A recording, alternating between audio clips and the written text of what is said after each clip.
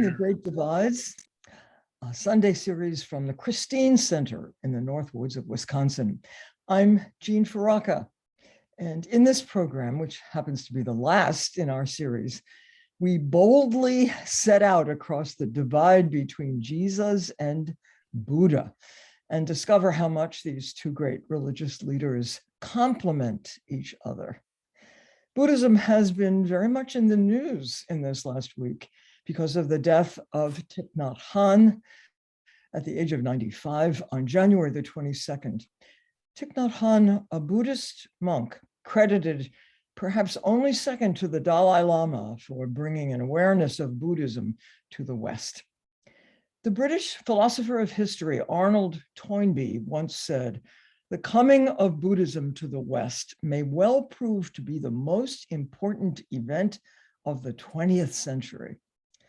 And to unpack that rather astonishing statement, we turn to our guest today, Paul Knitter, Paul Tillich Professor of Theology, World Religions and Culture at Union Theological Seminary in New York City. A leading advocate he is of interreligious dialogue and the author of Without Buddha, I Could Not Be a Christian, co-author of Jesus and Buddha. Paul, what a great delight, finally, to have you with us, hopefully without interruption this time around. Delighted to be here, Jane. Very much so. Thank you. And I don't think we'll have any of those difficulties we had last time. Well, I'm knocking on wood. Yes, well, the repairmen have been here. Mm-hmm. So let's go to that quote by Arnold Toynbee, which you suggested as a lead into this program. And of course, it's the 21st century, not the 20th anymore. What to make of such a broad, sweeping statement? The coming of Buddhism to the West may well prove to be the most important event of the 20th century. Does it hold up now that we're in 2022? Yeah, I think it holds up more than ever. Of course, I can't get into the mind of Arnold Toynbee as to just what moved him to make that very well-known statement. But in understanding it, interpreting it from our perspective, our contemporary perspective, I think it's part of the reason why this encounter can be so important is the very fact that Buddhism and Christianity are so different in so many ways, but their very differences, radical differences, I think for the most part, turn out to be needed complementarities. In other words, I think without making it too simplistic, too black and white, but I think what is missing in Buddhism might be found in Christianity. What is missing in Christianity might be found in Buddhism. So along those lines, and so I think it's the conversation between Buddhism and Christianity, between the West and the East, is just one aspect. I think we can say, Jane, it's just one aspect of the needed conversation between cultures and civilizations and religions that, while it has always been important, I think is more important, more vital, more urgent than ever, given our interconnected world in so many other ways, that now we need the interconnection to also run through our cultural values and through our religious values. To that, I would add our interconflicted world. Yeah, right. Regrettably. Right. And of course, that's what we've been pursuing, tracking during this whole series. And of course, Buddhism makes it somewhat easier for us as Christians to enter in because, as I've discovered from reading your book, there is no God in Buddhism. That makes it easier. You don't need to argue about God. well, I know a lot of Christians who would argue with Buddhists about, yes, there is a God. So, but officially there isn't. And right. Oh yeah. No, you're absolutely right. No, what I meant by that, Gene, is just that Christians, as I've seen in the Buddhist Christian dialogue, want to disagree with Buddhists and try to convince them that there is a God after all. Mhm. So, well, the other aspect of that, which I found rather astonishing, is that there's no self. And, if you've knocked those two things down, I mean, the whole history of Western philosophy is based upon, in my understanding, the construction of the self, identity. I suppose you could say ego is what we cling to desperately, and don't want to be rid of. And so, in a way, to start off with no self, and perhaps you could bring in Thich Nhat Hanh here, because he's very good on that, it seems to me. Yeah. Well, what is important, in this, in stating these stark differences. In Buddhism, there is no God. In Buddhism, there is no individual self. I mean, the importance of really unpacking that and trying to understand just what the Buddhists mean by that, as much as we can understand them, and why are they saying that? Because as I try to make clear, in that book, to say that Buddhism doesn't affirm a God is not to say that Buddhism is therefore an atheistic religion, a religion of atheism, as it were. And then, on the contrary, it means that Buddhism is a non-theistic religion, a religion that doesn't recognize a personal entity, God. So, I mean, and we can, of course, unpack that even further. So, I mean, that's very important, just in the beginning of our conversation this afternoon, to be clear that while Buddhism denies a God, it's not a simplistically atheistic philosophy or religion. And the same would apply to the no self doctrine, the anatta doctrine in Buddhism. What they're denying is the substantial individuated self. I mean, they're not. Buddha was very clear. He's not saying that we don't exist, but he was trying to get at, how do we exist? How can we exist according to what we really are, and how can we exist in a way in which we will promote our own well-being and happiness, as well as that of others? I mean, so he was trying to get to something deeper. And I wonder if you could just quickly give us a sense of what the Buddha discovered in his enlightenment when he was meditating under the Bodhi tree so many centuries ago. What is the heart of in Buddhism, and why does it make so much sense?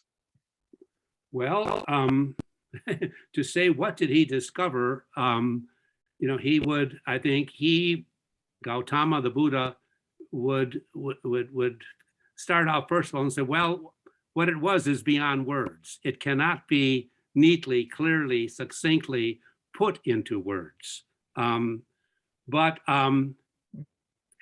I also want to say that I am not a formal Buddhist scholar. I was trained as a Christian theologian who then got very interested in Buddhism and studied some of the earlier texts and read a lot about Buddhism. But I never had the opportunity to study the original languages. So just putting that into context. But from my study of Buddhism, I want to interrupt for just a minute, Paul, because I'm holding my one-eyed cat, and it brings me to the essence here, which is the fact of suffering in human discovered once he left his father's palace and got his first taste of death. And it seems to me that what he really uncovered in his enlightenment was the way out of suffering. My cat has suffered quite a bit, I must say, and I suffered with her on her account. And we all suffer. And one of the things that gives so much suffering is knowing that we die. The Buddha cut right to the heart of that.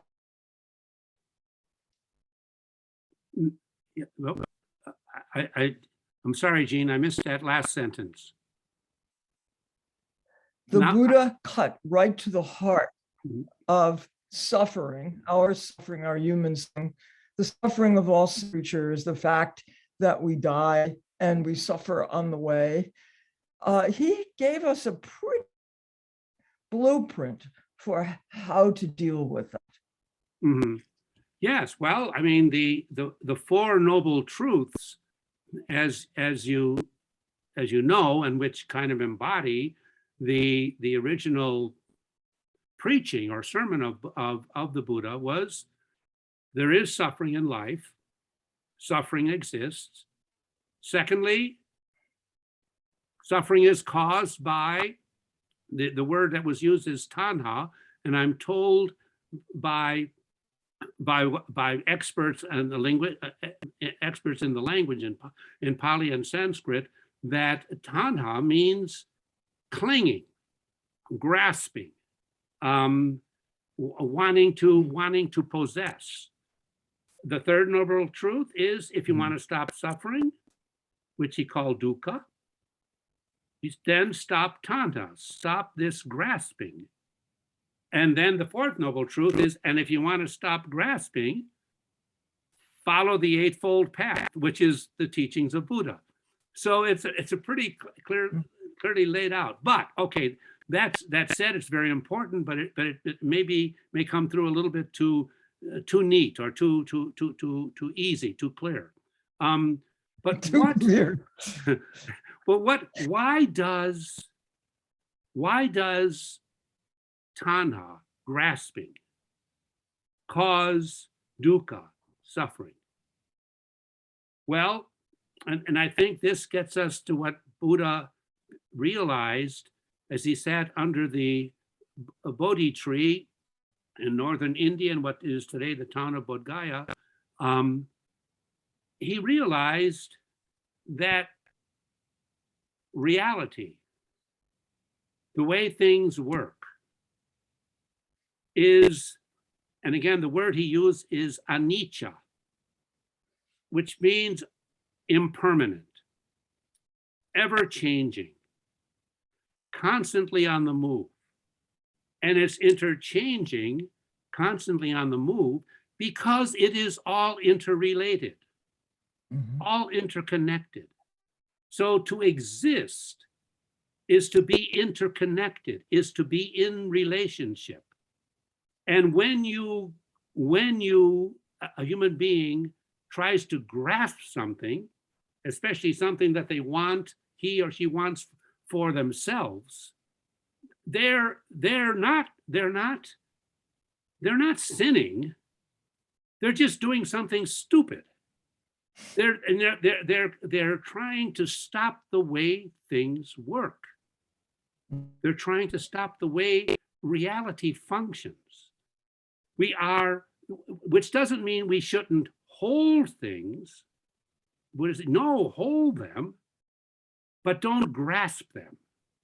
Don't cling to them. That's a word that is often used by contemporary Buddhists, including Thich Nhat Hanh. Don't cling to them. Yeah. So that when it comes time, given the way reality works, to let them go, you let them go. I found a wonderful expression of that principle. William, his a famous little poem goes like this: he who clings to himself, a joy, the winged life who Mhm. kisses the joy as it flies in eternity's sunrise. Mhm. Yeah. Gene, I don't know. I mean, just make a little pause here. Are other people having trouble? Because sometimes your audio goes in and out for me. Are other people having such difficulty, or is it just no? Okay. So I Yes, think there. Jean, your internet connection seems to be causing some pausing. Your picture freezes occasionally, and also then your words are freezing a little bit. So sometimes we're not quite getting your full sentences. I wonder if I should move to another room. Yeah, if you have the possibility to maybe move closer to your router. Wi-Fi router, yeah. And we promised we wouldn't have any technical difficulties today. You see, you just Well, can't I'm hold on smiling. to anything. Yeah. Now just let it go. This is suffering. We You won't just cling to that. go, move with the flow of interconnection. You're going to have to find a better connection, Gene. Yeah, okay. It's my husband to the rescue here. He says we're right next to the Wi-Fi, but we can do a hard connection. Oh, thank heavens he's there. Thank heavens he's connecting with you right now. So I'm going to repeat that little poem because it's one of Please my do, favorites. please do.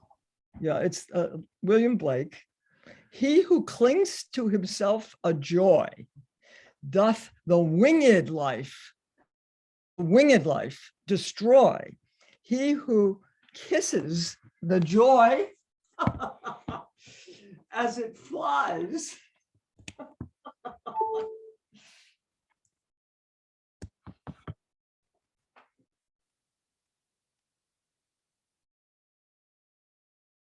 Okay. Okay, is this better? Good, but you're not looking into the camera right now. But yeah, it seems like we're hearing you better. Okay. This is my husband. He solves many problems. Just keep going and I'll work on it. Okay. So anyway, the point I'm trying to make is that although Buddhism itself seems very exotic and far away, I discovered many connections in our own Western culture that is in accord. The idea of the self, for example, being something that you have to build up in order to make it real. I found in Pirandello, the concept of costruirsi, having to create yourself like a tower of blocks. And that there's nothing, if you start disassembling it, there's really nothing there. That was his theory, and that's what he built his famous play, 6 Characters in Search of an Author on. So, and this concept of impermanence, everybody knows it. We're all in denial about it, but we certainly know that it's very present to us, the problem of impermanence, everything whisking away before we can even, like the stream, a stream, putting your hands in the stream. Heraclitus said this. That's what life is. You cannot grasp it. It just whisks by you. So these are not such exotic ideas. They're very close to us, even in the West, I think. But the idea, once you let go of the self as permanent and as something that you can rely on, apparently there's a big payoff. You get freedom and you get peace. How is that possible, Paul? Well, see, that I think is where maybe Buddhism adds a little something to Pirandello and the Stoics, perhaps, who also recognize the impermanence of life and encourage us to just, that's the way things are, folks. You got to accept it. No, Buddha, and here I'm taking off on some more contemporary Buddhist scholars as well. But this is not just a philosophical a school of thought. Buddha was not just trying to make something clear, as a professor might do or a teacher might do in the classroom. Get this, take it down, write it down. Yes, he was teaching, but he was also claiming that through a process of practice, of some kind of a spiritual practice, you can come to a point in which you not only understand that everything is impermanent, that things are to be held, but not grasped, not clung to. You can not only understand that with your head, but you can experience that that's the way reality is. Mhm.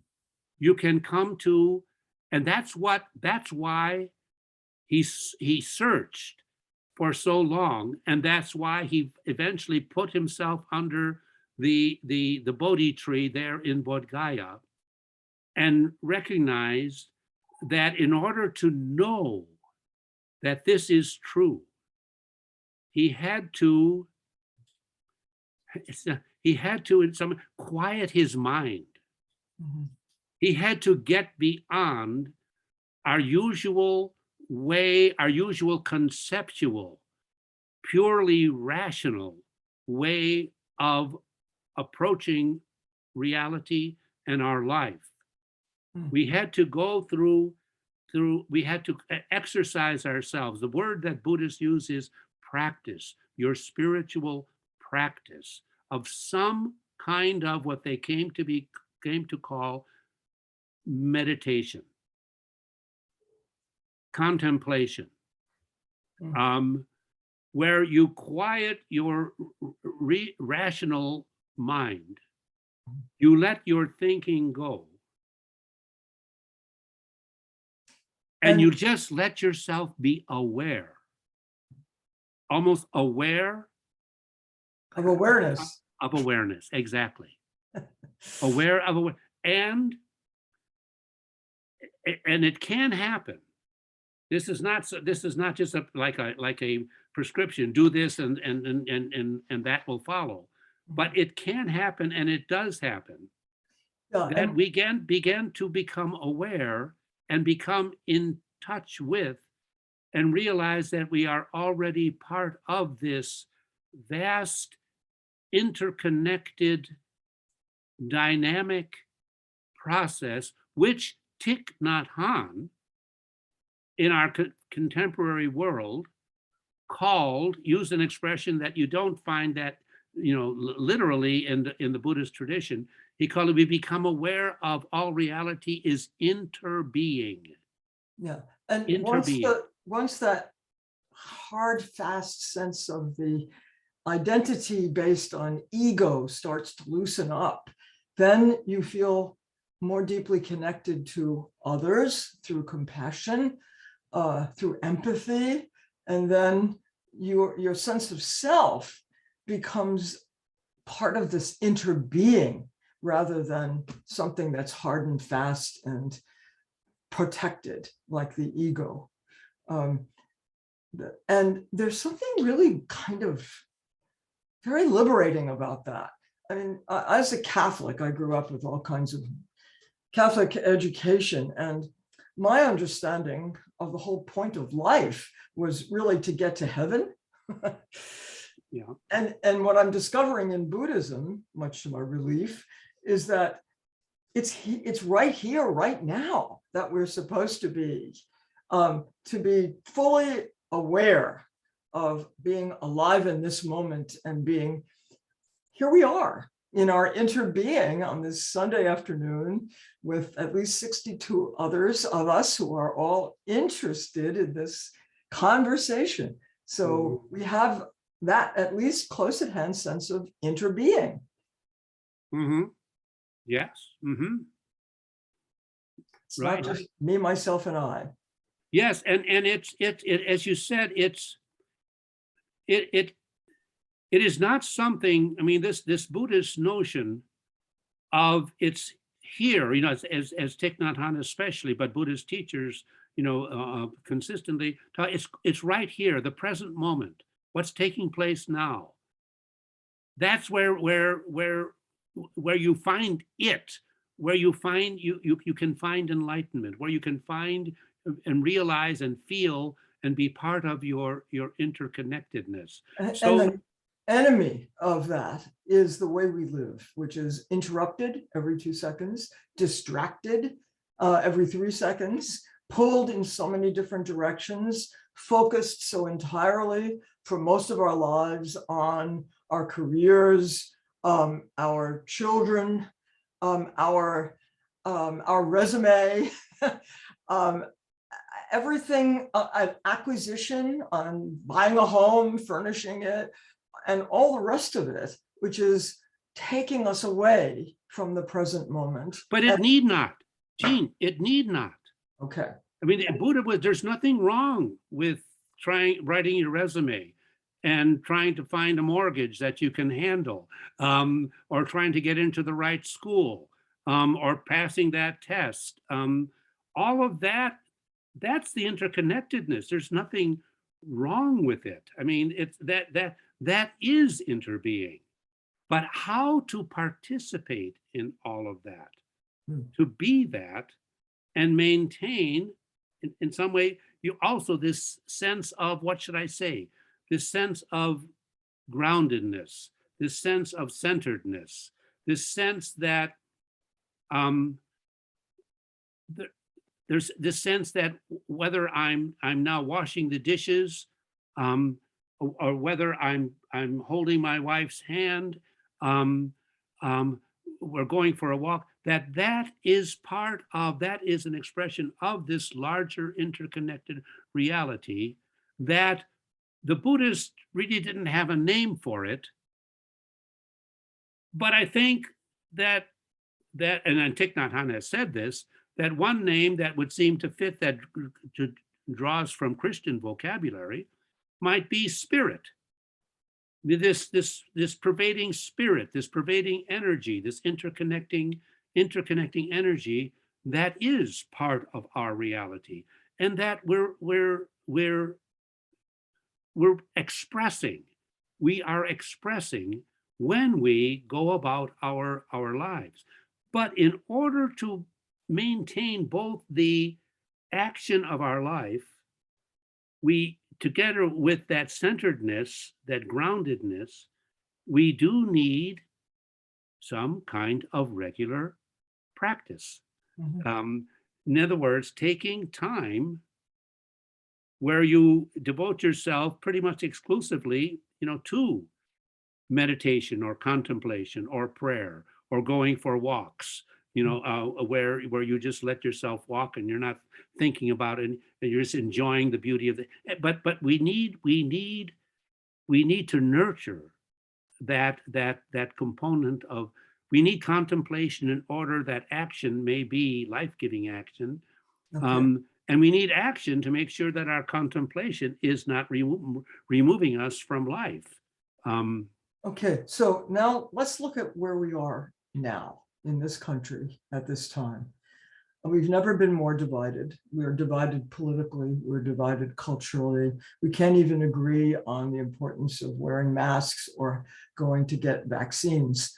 Our democracy is threatened. We can't talk to our relatives if they don't agree with our political philosophy. We're really at a bad impasse. And we're also very, very concerned about racism.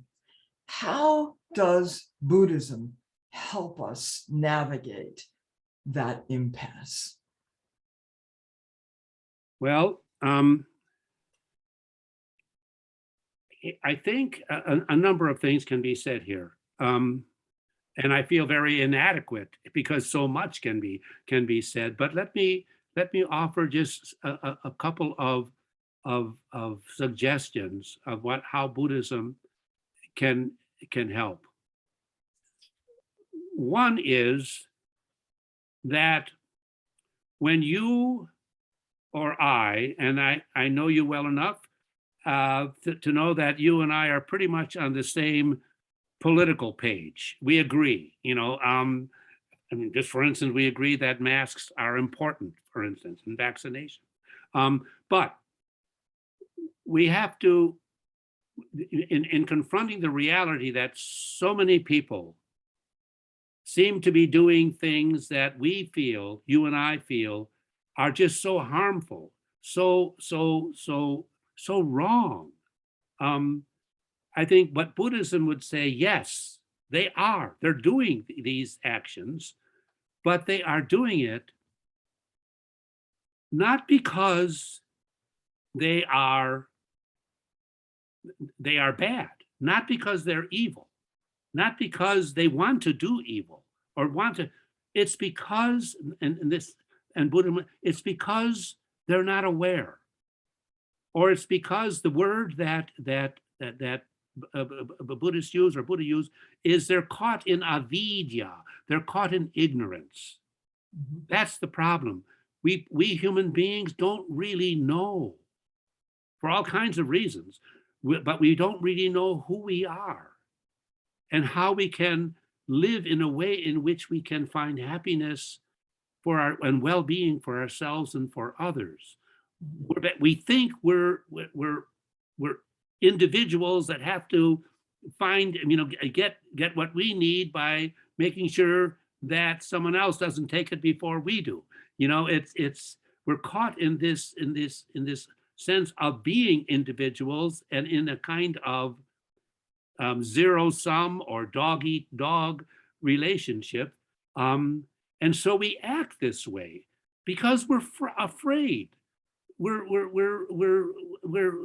worried, or we're angry because we think people have taken things away from us, because we think that all of those elites, you know, are taking advantage of us ordinary people, to quote some of the things you hear from some of the other political side or so.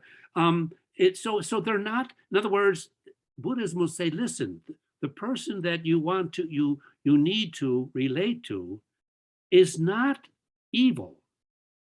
He or she is just not fully aware. Now, what do you do? What do you do? So they're not evil, they're just ignorant? What do you do? The first thing you do, and this is, again, not something that you can do just by deciding to do it. What the Buddha says you have to do is going to come out of your practice, out of your spiritual practice, to be able to really do this. Because it's not easy for many of us, because we're all caught in some form of ignorance. But the first thing you have to do to these people that you are so in disagreement with is you have to love them. You really have to feel concern for them. Real concern, or the word karuna, compassion. You have to feel compassion for them. Now, and please, when I say this, don't think that I have this down, but this is my goal too. But if I have been pretty much taking care of my spiritual practice, trying to sit, trying to meditate, trying to get daily into contact with and become aware of the interconnecting energy, which Buddha called emptiness, and I, as a follower of Jesus, would call the Spirit, the Holy Spirit. But if I have been in connection with that, if I'm trying to maintain my awareness, then I will feel that even okay, let me just get concrete since none of you, well, better not. Even all right, even some of my relatives with whom I am in deep disagreement about all kinds of things, starting from masks to vaccinations to Trump, that I will feel when I see them, I will feel a caring for them. I hear And the struggle you're going through. yes, but This is not easy. it works though, Gene. And then out of that compassion, out of that compassion, out of that awareness that I am interconnected with Mike, that Mike too does have Buddha nature, that Mike too is a beloved child of God, that Mike too is just as much a human being searching for happiness as I am. Out of that feeling, out of that compassion, then I can talk to him or deal with him.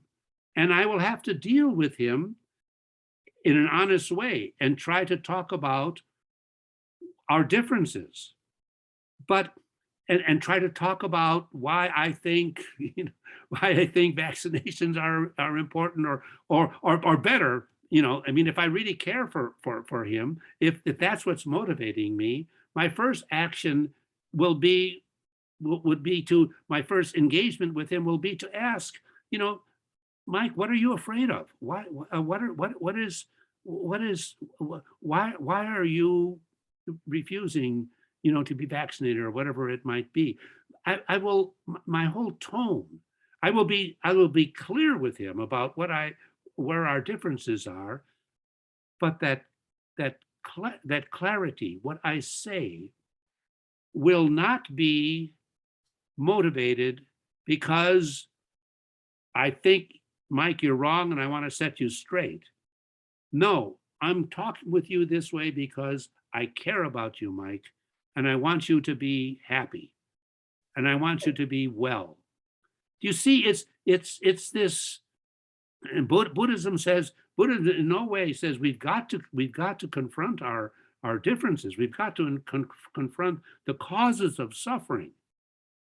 And contemporary Buddhists like Thich Nhat Hanh says, and to confront the causes of suffering, we have to confront the injustice in some of our social and political structures and laws.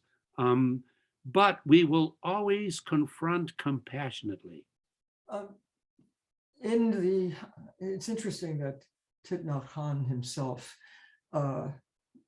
sacrificed a great deal for his political beliefs. He was ostracized from two countries, actually, thrown out of Vietnam, labeled a communist because of his resistance to the Vietnam War, was in collaboration in a way with Thomas Merton in that sense, said that if the bombs start falling, you have to leave the monastery and do what you can to stop it.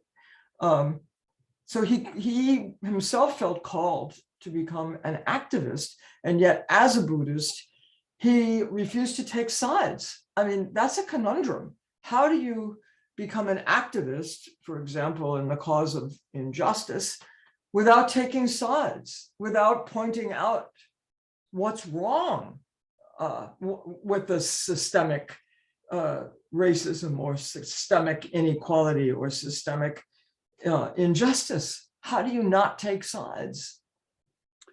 Well, okay, I will venture my interpretation of that. And it is based not only on the reading I've done of Thich Nhat Hanh, but also based on the guidance I've received from my own Buddhist teacher, who is a Tibetan, a Buddhist Lama. But that not to take sides doesn't mean that you don't stand up and say what you think is right and what you think has to be done when you're confronted with two possibilities. For instance, shall we have health care for all or shall we not? Just to give, you're going to say, a Buddhist, I think, I as a Buddhist will say, no, healthcare is something that all needed. But I will take that stance in a way, now here we're back to this compassion thing. I will take that stance. We're saying, I agree with this, with this course of action, without implicating that I am against you when you propose the contrary. I disagree with what you're proposing, but when I take sides for this position, I am not taking sides against you. So you depersonalize it. Oh, well, no, I deepen the personal of it. In other words, I am caring about you as a person, as a human being. I disagree with your views in this, but my disagreement in no way means that I like you less than the person on the other side who is proposing a contrary view. I love, I care about, I have compassion for both of you equally. That's what Thich Nhat Hanh said. He said, you have to take he said, I refuse to take sides if taking sides means that I am now opposed to you as a human being, that I'm cutting off. He wanted to maintain relationships with everyone. Mhm. Because as soon as you look upon someone as you stupid, or you disgraceful, or you deplorable person, as soon as you use words like that, you're cutting off the relationship. And once you do that, there's no hope for any kind of resolution or mutual agreement in some way, compromise. Mhm. I And don't that- know. In a sense, it's so it boils down to something as simplistic. I hate the sin, but I love the sinner. You know, it's something along those lines, but it goes deep into that. You would not even say that he's a sinner Mhm. or she's a sinner. That both they remain an expression of Buddha, a child of God. Does that make sense? Yeah, it does. It does make sense. But it has to do with this stance, as I'm hearing it, this contemplative stance that allows you to, in a sense, be outside of yourself, Yeah, to be connected. To enter into a kind of cosmic understanding of where we are, who we are, and that we're all in this together. Mhm. That there is something that is holding us all together. There is something that is holding us all together.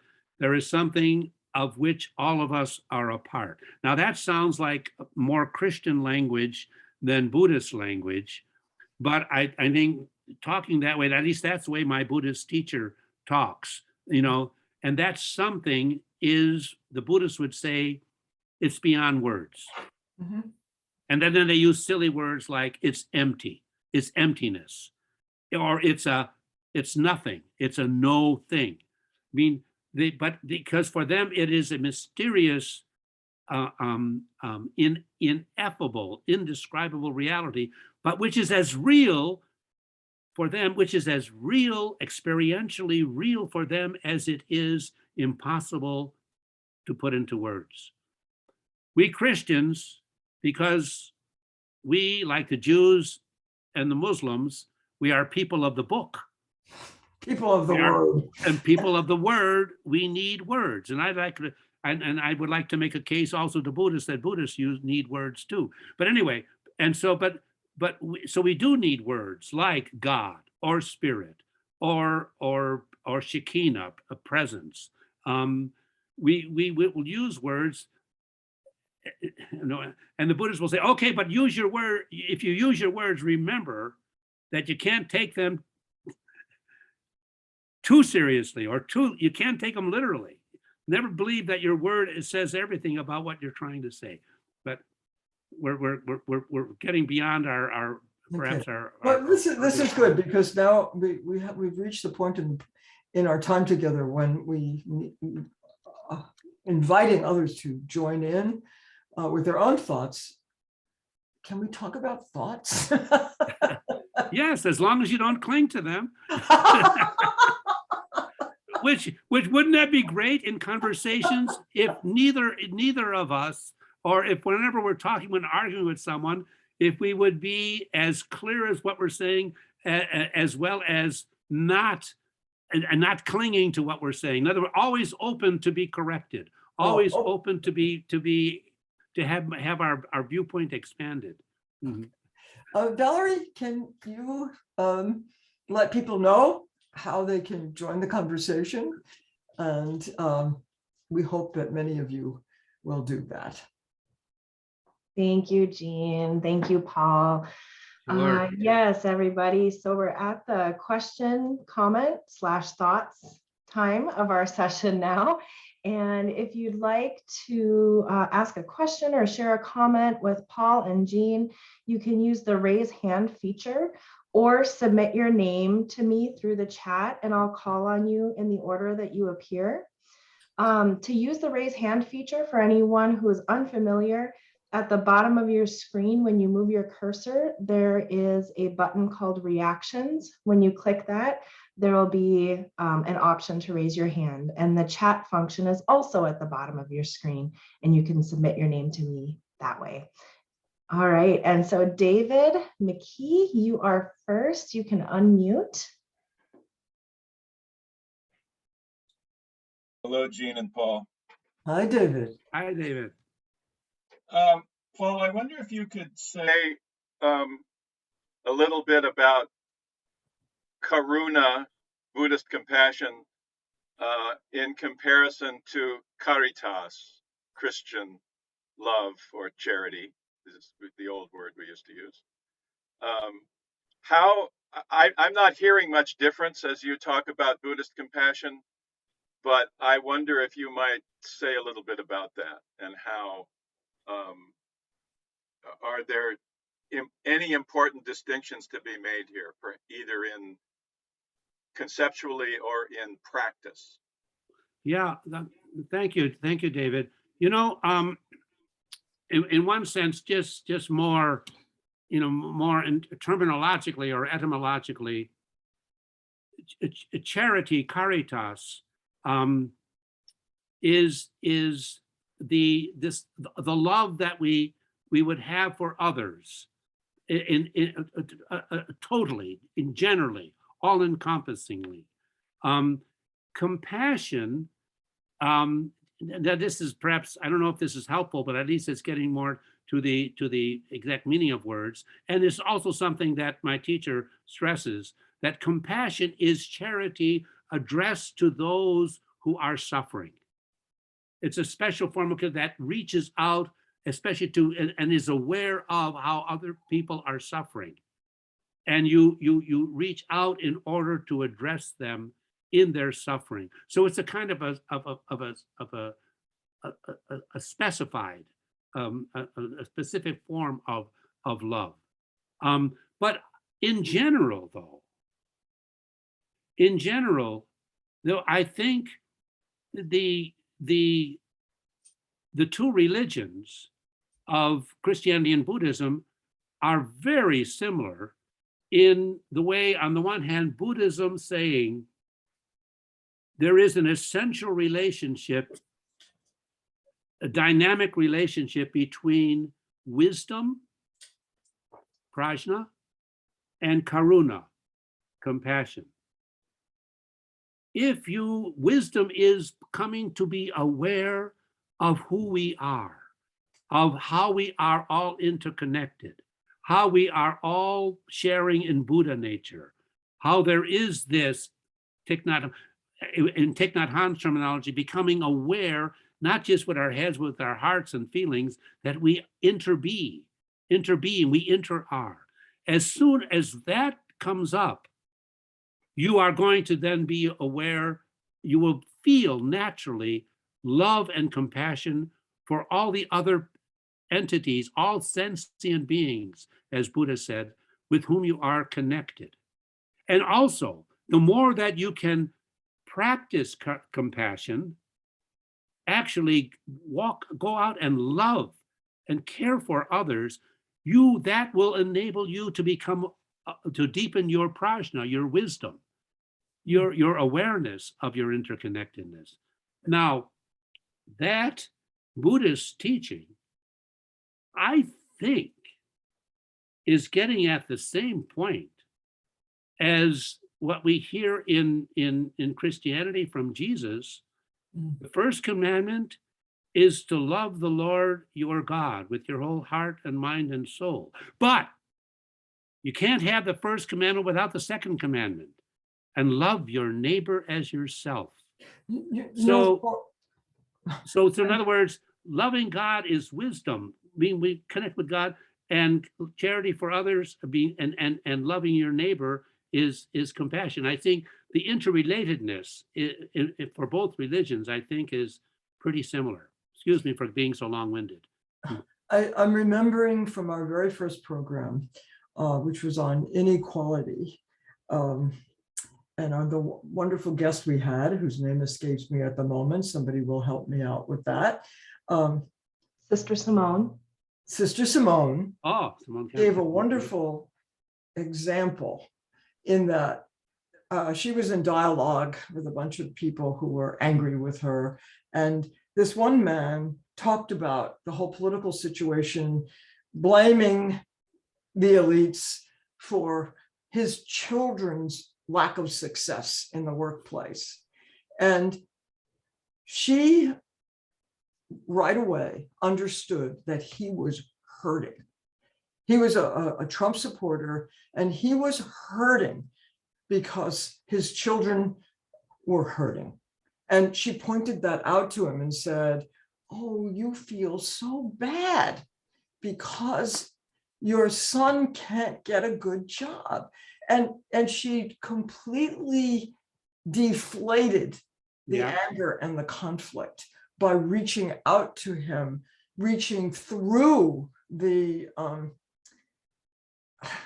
issues into his feelings, his suffering. And in a way, for me, that, considering what we're talking about right now, that was a Buddhist moment. But yes, by the way, Sister Simone has studied Buddhism and has a kind of a daily type of Zen practice, meditation practice too. So she's when she told me that, I said, "Oh my heavens, yes, we're all of us are flowing in similar directions." Yeah. Well, didn't you talk about this interbeing that we're all experiencing, where we're rubbing elbows with people that we may have been taught as children were the enemy, and learning from them and finding common ground with them and being enriched by them? Isn't this the great adventure of being alive in the 21st century? Especially with regard to interreligious dialogue. We have so much to learn, and those walls of coming, it's like the walls, Jericho blew his horn and the walls are tumbling down. Thank you so much, David. Who else have we got? So next we have Minyu. And I do notice we do have quite a few people who would like to ask questions or comments. So I'm gonna add in a crucial piece that I forgot, which is we are gonna ask everyone to keep their questions or comments to a minute or less if you can. So Minyu, you can unmute and speak. Hi, can you hear me? Yes, I can, Minyu. Okay, yeah, so I was raised Catholic and I have very Catholic relatives, but for about 20 years now, I've been more a practitioner of Buddhism than of Catholicism. And for many of the reasons you've been talking about, I find it very helpful in daily life, and it's given me a spiritual practice that really works for me. But I do have trouble explaining this to some of my close relatives who are very Catholic, and they feel that my pursuing a Buddhist path is bad for me, and that I need to turn back to Jesus, and that even implying that maybe some of my personal problems in life is due to me turning away from Catholicism. And so that's something I have a personal struggle with, and I was wondering if you could comment on that or if you have any suggestions. Yeah. It's not as if it's a uncommon problem, you know. Yeah, but well, as briefly as I can, presuming, and I think it's a correct presumption, that your relatives are good Catholics, that means that they want to follow the teachings of the Catholic Church faithfully, right? Well, you can tell them that if they, and this is, I wish this was preached more often, but if they consult the teachings of the Second Vatican Council of the Roman Catholic Church, there are various documents about all kinds of things, but there is a particular document called the Latin name is Nostra Aetate, the attitude of the church towards non-Christian religions. And in that document, for the first time in its history, the history of the Catholic Church, the 2,000 and some bishops, with the approval of the Pope at that time, Pope Paul VI, said very clearly that God is active in other religions, that there is the truth and good in other religions, and that and then they also said, and this will be the kicker, Manu, you could really, they called upon Catholics to dialogue with other religions. And dialogue means, what does dialogue mean? Enter into a conversation where you both learn something. So, you know, what you are doing in a very intense way with one particular, you're being a good Catholic. You know, you might now I hope, but I mean, if they really are Catholic, this is now the official teaching of the Roman Catholic Church. Now, you have to go into more theology; it gets more complex. But that is essentially, and what the Catholic Church has been doing. There is a special section, they call them dicastery, department in the Vatican for the promotion of dialogue with other religions. That gives you some good ammunition. And you know, just for a kind of a slogan, and I think I may have talked about this last time, but you might tell them, I'll speak for myself. I tell these, because I have relatives like yours as well. I tell them that from my understanding of Jesus, what I hear from Jesus as I study the Gospels is that Jesus is indeed the way to God, but Jesus is the way that is open to other ways. That Jesus, especially with his stress on the commandment to love your neighbor, to love your neighbor means you want to talk to your neighbor, enter into conversation, maybe learn from your neighbor. But Jesus is the way. He's your way. He's my way. We're both Christians, but he's the way that is open to other ways. So to be faithful to Jesus is to be open to love, to enter into engagement with persons following other ways. So I especially that thing about Jesus is the way that's open to other ways, maybe will help them just look a little bit more deeply into their own beliefs. Thank you so much for your question. Thank you. Okay, Raj, you are up next. You can go ahead and unmute. And Hi, Raj. You're still muted. There you are. There you are. Okay, yeah, yes, yes. The thought that I've had is that in many ways, I think moving in the direction that you're suggesting, I sense in the writings of David Steindl-Rast and Merton and Richard Rohr, moving to the oneness as opposed to the duality. Mhm. And it just happens that yesterday evening, I decided to read the Sermon on the Mount in Arabic. Mm. And the interpretation of some of the ways Jesus is talking to people about when you're doing charity, do it. It's as though do it in the company of God, not in public. When you do your prayers, go into and it's as though it suggested to me, at least the theme in Arabic, also suggested a closeness to the divinity that really I think is reflected in what you're saying, this oneness, if you will. Yeah. Raj, that's the scripture where Jesus says, "Don't show off, don't be public about your charitable giving, just Yes. so that you can look like a philanthropist, but Yes, say your prayers and do your charity in private." yes, yes, yes, Not for ego advancement. yes, yes. Yeah. But the way it is in the Arabic, which I don't know, maybe it's closer to the Aramaic, but it's as though it's almost the implication that you're in the company of God when you're doing that. Yes. No one else, you and God. See what I mean? And it's so I was just wondering whether you sense that dimension and the approaches that Steindl-Rast and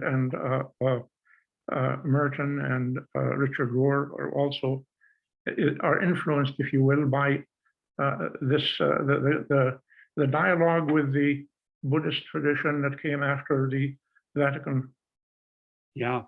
Well, I know very much that, and of course, in Merton's case, I mean, it had much to do with his dialogue with Buddhism. And I know Richard Rohr, whom I was friends with from when we were living together in Cincinnati back in the 70s and 80s. I know he has studied Buddhism as well. And all of them, Raj, you're absolutely right, are talking about coming to an awareness of God as a non-dual reality. And that's a philosophical term, non-dual. And we've talked about it before in our previous session.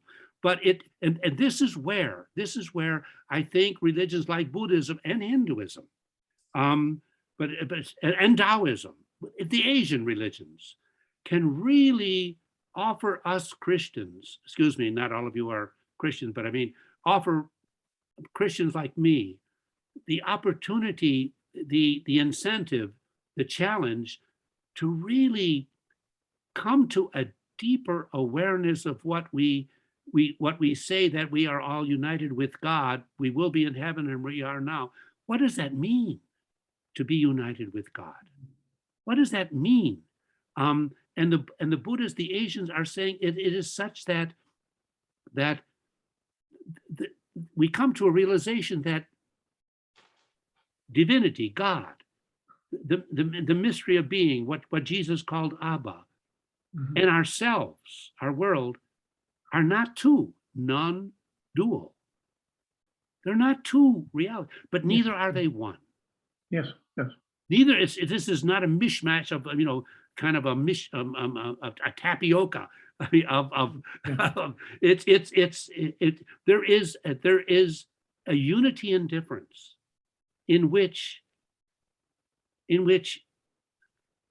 I have my being in God, and God has God's being in me. Or, and I just came across this recently, actually was also part of a conversation I had with David McKee, who spoke earlier. A phrase that really gets to what this deeper understanding of our union with God is and it was formulated by a Hindu teacher. He said, God dwells in you. Okay, that's fine. We all know that, don't we Christians? God dwells in you. Then he said, God dwells in you as you. God dwells in you as you. God is being God in and through and as you. So that I mean, and to know that, yeah, I mean that again, I just said some. It's a sentence. God is not just in us. God lives as us. To know that in our practice is to become aware that we're living our lives connected with the resource that's always there. Yes, I call it the Spirit. I call it the Holy Presence. yes, I call it a best holy mystery, but it's always there right now as we're talking to each other. This is God guiding in us yes, as we're doing it, and it gives us both a sense of peace no matter what, because no matter what happens to us, that resource, that presence, that sharing, that intimacy, that love presence is always there. And it gives us an ability to deal with whatever we have to deal with. Thank you, Raj, so much for that question. Thank you, Paul, for your wonderful Sure. answer. We have about 20 minutes left in our time together. Who's next? Paul, you are next. Go ahead and unmute yourself.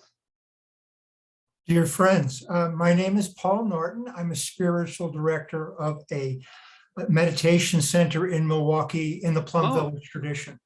So I'm sorry, Paul, in the Plum Village tradition, Oh, which yeah. is Yeah. Thich Nhat Hanh. The Plum, And- in Plum other words, Village. Thich Nhat Hanh's. Yeah. Mhm. Okay. And I just wanted to say one of his seminal teachings is no birth, no death. Yeah. Meaning that things don't become something from nothing, which is birth, and things don't become nothing from something, which is death, that he kind of continues to live on. And I think that this particular, there's so many examples, but this is one of so many examples where he continues to live on. I don't have a question. I just want to just give you my deep gratitude to Jean and Paul and the Christine Center and everybody else for allowing this all to happen. That Thich Nhat Hanh's tradition of openness and deep teachings are very much alive. And I thank you all for that. But Paul, I want to ask you, Thank you. as a follower of Thich Nhat Hanh, how do you understand what he said about no birth, no death? Well, the short answer is that everything is, so nothing exists all by itself. And the parts that make you up become other things. And the parts that you have echo throughout kind of eternity. So the things that Thich Nhat Hanh has done in particular are, people 50, 100, probably even 1,000 years from now will be talking about Thich Nhat Hanh and his teachings. They're not really ever really gone. It's not just this physical manifestation that is Thich Nhat Hanh, or for that standpoint, Paul Norton or Jean Faraka or Paul Knitter. I mean, we all have manifestations that go beyond this, just by the way that we kind of live. But isn't there a Buddhist mantra that goes gone, gone, utterly gone, gone, Yeah. gone, Yeah, utterly that's gone? Yeah, that's part of gone to the other shore. And it also says the other part about that is Bodhisattva, which usually means something like Alleluia.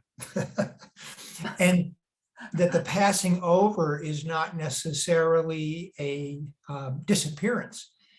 Just like I can be gone from this particular meeting, doesn't mean I'm gone. It means I'm going to do something else. Same sort of thing. When we say gone, gone, we mean that we have traveled from essentially what is called the shore of samsara, of suffering, to the shore of nirvana where there is no suffering. So that's kind of one of those things. And Thich Nhat Hanh was always, just say you mentioned it, Thich Nhat Hanh was always a very open person. We used to say, to our little bit of our complaint, but not really, that Plum Village was always a moving target. Everything was changing. Every year something would be different, including Thich Nhat Hanh rewrote that very famous line that comes from the Heart Sutra. Heart Sutra is almost like the Our Father of Zen Buddhism. He rewrote it. He rewrote it in 2014, just before he had his stroke, which is amazing, which is just amazing, because he was such an open teacher. And there's not a day goes by when I'm not just really, overwhelmingly, overjoyed with his presence in not just my life, but the life of a lot of other people. And when I see things like this happening, it just waters seeds of joy in me and so many others as well. And so I just want to thank you for doing this. This is just really, really, really terrific. Thank you much. Thank you so much for enriching our conversation in that wonderful way. Who's next, Valerie? So Sister Gabe was originally next and she somehow got moved to the end of the line. So I am going to, you can go ahead and unmute Sister Gabe and you're on.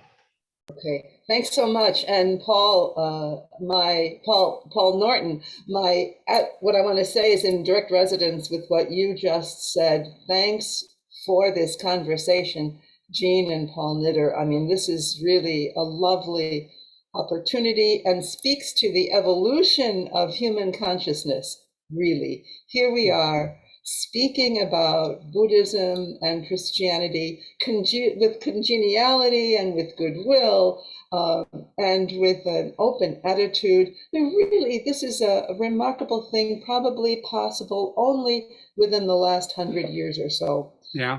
And so I want to just bow to that. I too was deeply influenced by Thich Nhat Hanh, and so I'm very conscious of his spirit. And I remember him speaking about how when we don't speak about the specifics, that is to say, all the Buddhist teachings or all the Christian teachings, but actually live what those teachings embody, we look the same. Yeah. And David Steindl-Rast too once said, when the monks are together, the Buddhist monks and the Christian monks are together, and they just do their monk thing, you can't tell one from the other.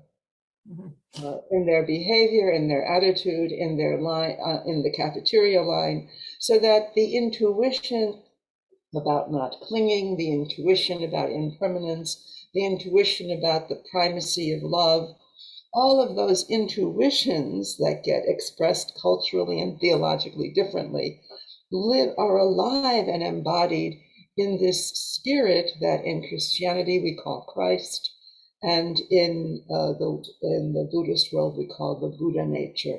So this living out of a fully human being that both great traditions acknowledge, the resonance of that is so important to me, which is why I always say I have a Franciscan Christian major and a Buddhist minor.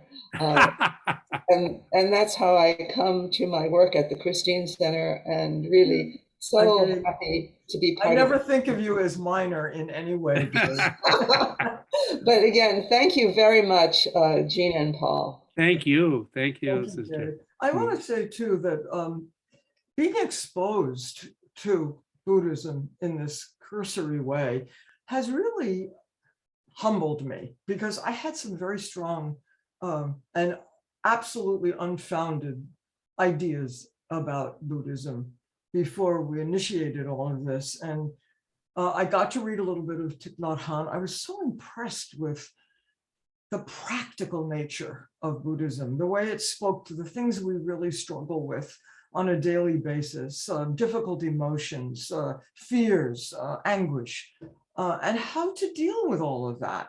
That I was struck with how useful all of this is. Whereas before I thought it was impenetrable, and that I would never understand what Satori was or Nirvana or any of that. And I didn't like the idea of detachment. I like attachment. I'm very attached. So I had based my negative attitude on very spurious things that just a little bit of real reading, real thinking corrected. And so I'm really fascinated by all of this now. And I see how it can be a great adjunct, a great way of propping up my Christian beliefs and of extending them and helping me in all kinds of practical ways. So I'm very grateful. Valerie, who's next? Julie, you're next. Go ahead and unmute. Thanks so much, Paul. Good to see you again. Yes, Julie. Yeah, I'm so grateful and really want to express my gratitude. You, in your book, No Other Name, really opened a huge portal for me many years ago. Oh my, thank you.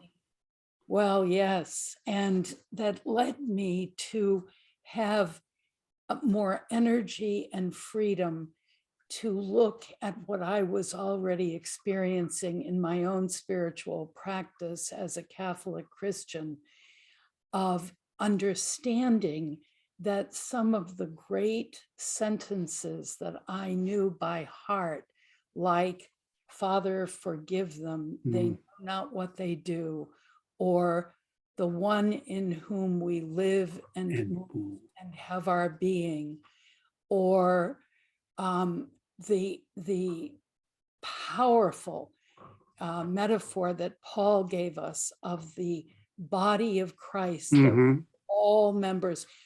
I began then to see these are all different expressions of a truth, like the finger pointing at the and what led me to Thich Nhat Hanh as my primary Buddhist teacher in the beginning was his engaged Buddhism. Yes. Interbeing meant we had to be engaged politically and actively in the service of our sisters and brothers, which to me, it's the same embodiment that we found in the person of Jesus.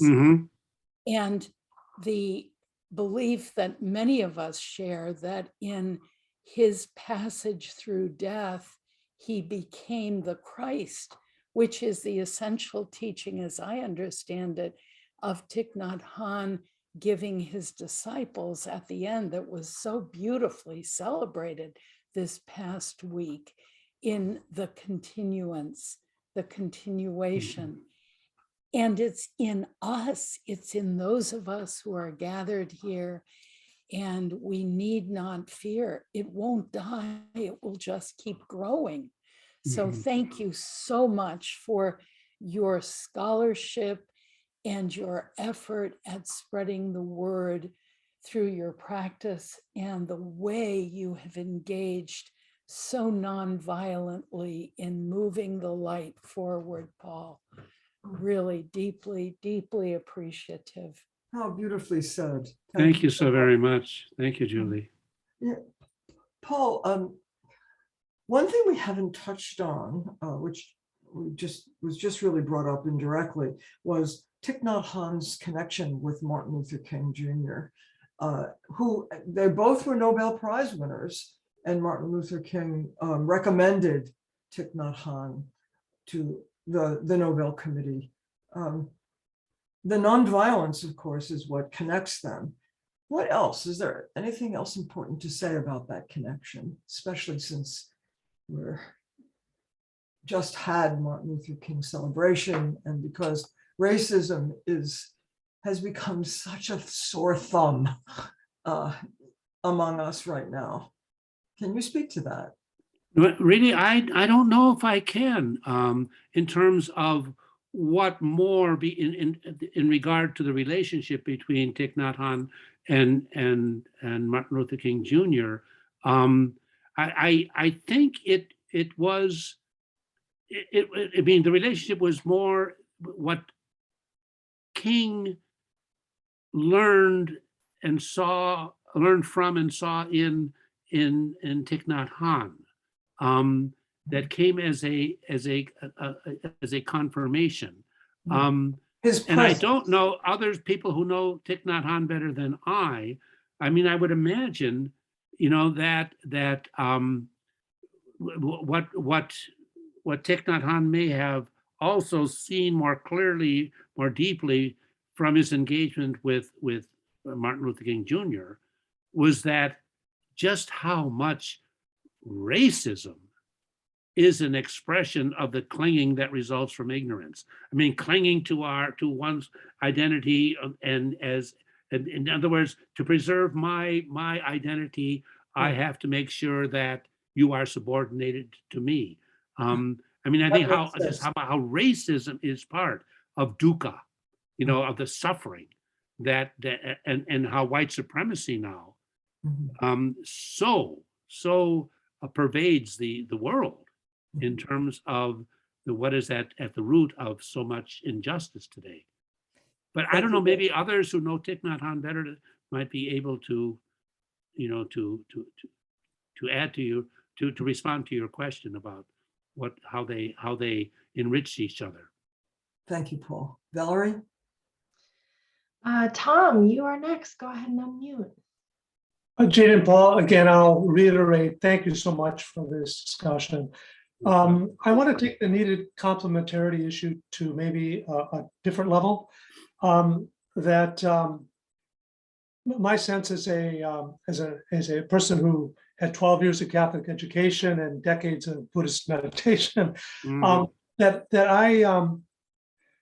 I have conceived of Buddha nature as a pure, pristine energy consciousness that the Buddha experienced and realized, and that theologians like Teilhard would call Christ consciousness, but they're ultimately the same thing, that the contemplatives on the Christian side and the meditators on the Buddhist side are in fact attempting to uncover and discover that consciousness, and that at death, the myriad of thousands of interviews now that we have of near-death experiences, because we have greater ability to bring people back from the edge, and they experience a light of pure energy of love and wisdom, is the very same thing that Tibetan Buddhists would say dawns at death in the clear light of reality, and that theists would then call it God, and Buddhists would call it our nature, and that Hindu Vedantists, meditators would say, thou art that. That is our nature. So I just wanted to get your reflections on that, because that's what I feel. Yeah, no, well, Thomas, just briefly, I mean, I resonate very much with what you said. And just to put it into context of the academic conversation among so-called specialists in religious studies and such, it has been forbidden, I mean, and a warning in our postmodern world, to say that there is something that all the religions in the world have in common. That is a no-no in the academic realms nowadays, the postmodern academy. But what is starting to happen now within the academy is exactly what you're saying, is a recognition that there is, when you look at the data, when you look at contemplatives, when you look at holy people, when in all of the various traditions, when you look at what we would call the mystics in all of the traditions, there are very similar, if not, as you were suggesting, the same qualities and effects. You see in all of them an awareness of, and again, there are different ways of saying it, of awareness of union, of unity, of connectedness, that enables the contemplative, the mystic, to experience a groundedness that brings about inner peace, and at the same time or concomitantly, a connectedness with others that is expressed in love and compassion.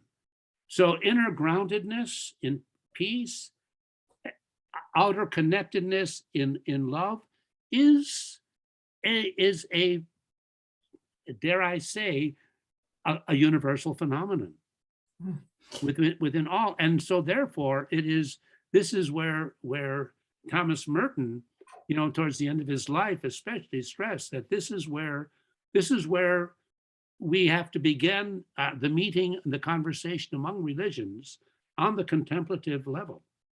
On the level of what is your experience? What happens to you when you pray or when you meditate? Let's talk about that. In other words, bringing that contemplative grounding for interreligious dialogue. But as I said, I found myself very much resonating with you in the way you phrased it. Thank you. Thank you.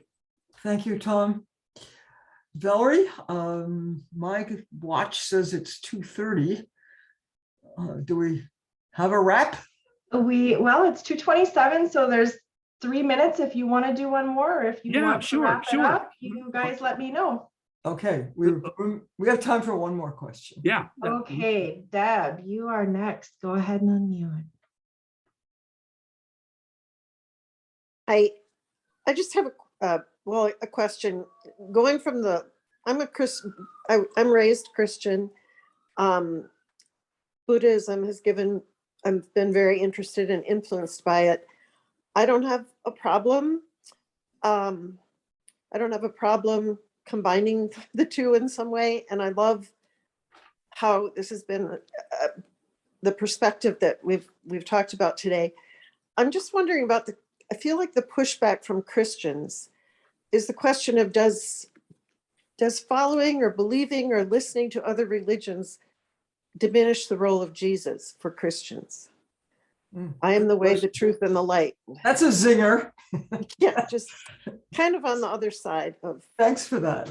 Yeah. Wow. What a question to come up with 2 minutes left. Deb, but thank you, Deb. Thank you. I mean,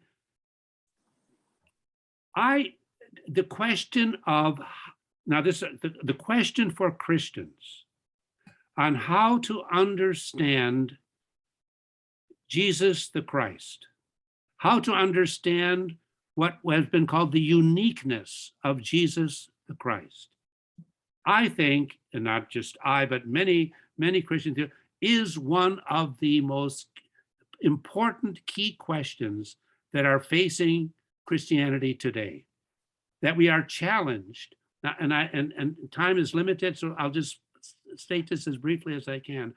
I think that Christians are challenged to recognize that the way they have understood Jesus of Nazareth as the one and only Savior, the one and only Son of God, has been the source of claims for supremacy of Christianity, of the cultures that were connected with Christianity, which were mainly European, and therefore the foundation for not just religious claims, but political and nationalistic claims. In other words, and this is being researched now by a professor at Fordham University, especially Jeanine Hill Fletcher, who is trying to show how how Christian supremacy, which is based on the supremacy of Jesus, but Christian supremacy has been the ground or the foundation or the sustenance for white supremacy throughout the history of the United States. So if we're going to confront white supremacy, we have to confront Christian supremacy. If we're going to have to confront Christian supremacy, we have to look at how we have understood Jesus of Nazareth. And that's the last thing I'll say. And when we really take up that question, the way we have understood Jesus of Nazareth as making him the one and only and exclusive, does not seem, I'll just say seem because we've had to be the way he understood himself. From what we can tell. Thank you. For him, for Jesus, what was central, absolute, final, was not he, not Jesus, but the reign of God. That was what was central to his life. And what comes and what there is, that was what is, if you want to use the word supreme, the reign of God, namely, to bring about a world in which people recognize that there is a source that sustains them all, that calls them to love each other, and that it's the reign of God, and that therefore this love has to be embodied in social structures, in the way we fashion and create our society. So I mean, Great way to end this program. Thank you. but that's so the much. question, and we're working on it though. Yeah. We're- Thank you so much for that question. And Paul, thank you so much for that response. I'm Jean Ferracca. We've been listening to the last program in our ongoing series, Crossing the Great Divides. And I believe that this program, like all the others, will be made available as a what, Valerie? I will send out the video link to everyone who attended. Uh-huh. And I want to thank Valerie Haberman and Wade Bricius and Kathleen Yasko for making this series possible. Paul, I want to thank you so much for being our anchor today and for your wonderful book. I've enjoyed it immensely.